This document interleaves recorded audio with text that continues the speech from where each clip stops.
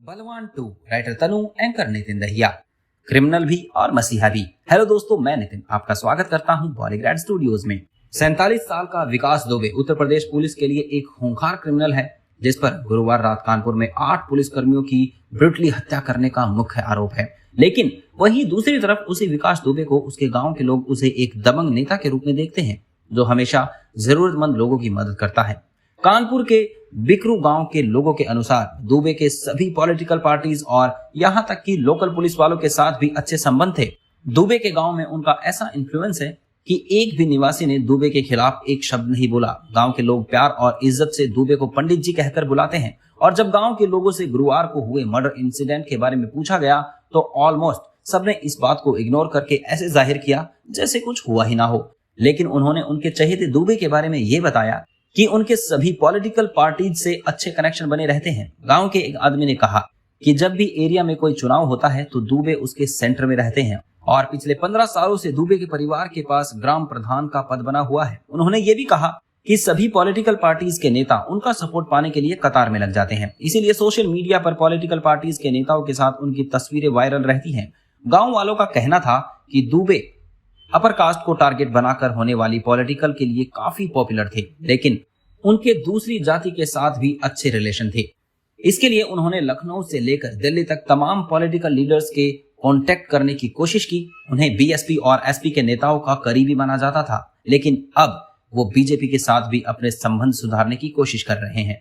गांव वालों से जब ये पूछा गया कि वो अक्सर अखबारों में दुबे की क्रिमिनल एक्टिविटी के बारे में पढ़ते हैं, तो इस पर गांव वालों ने साफ साफ कहा कि उसने गांव में कभी किसी पर हमला नहीं किया। जब वो ग्राम प्रधान थे तब भी वो अक्सर गरीबों की मदद करते थे, गरीबों की शादियों में काफी पैसा खर्च करने में मदद करते थे। एक औरत ने कहा कि दुबे ने उनकी बेटी की शादी के लिए फाइनेंशियल मदद की थी। जहां एक तरफ गांव वालों के लिए दुबे एक मसीहा है, वहीं दूसरी तरफ एक बयान के अनुसार दुबे के खिलाफ कानपुर में हत्या को लेकर अपहरण और डकैती तक के 60 मामले दर्ज हैं।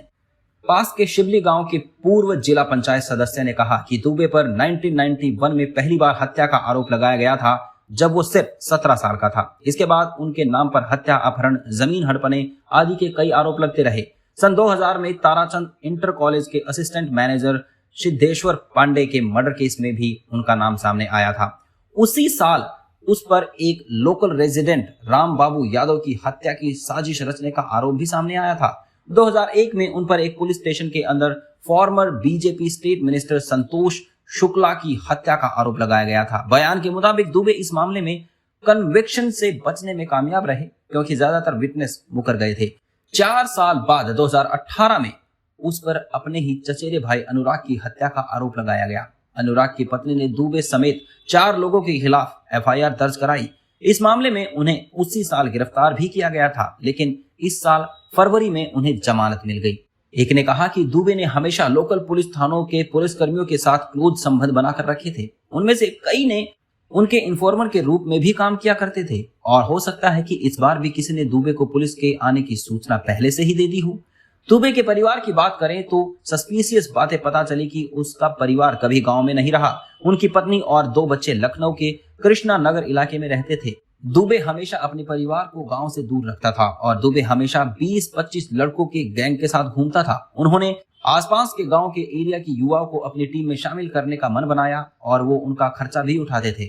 गांव में उनका एक महल जैसा घर है, जिसके मेन गेट पर सीसीटीवी कैमरे लगे हैं, लेकिन पुलिस ने कहा कि दुबे ने क्राइम सीन से भागने से पहले सभी कैमरे डिसेबल कर दिए, और अब यूपी पुलिस ने उसे पकड़ने के लिए बड़ा सर्च ऑपरेशन चलाया है।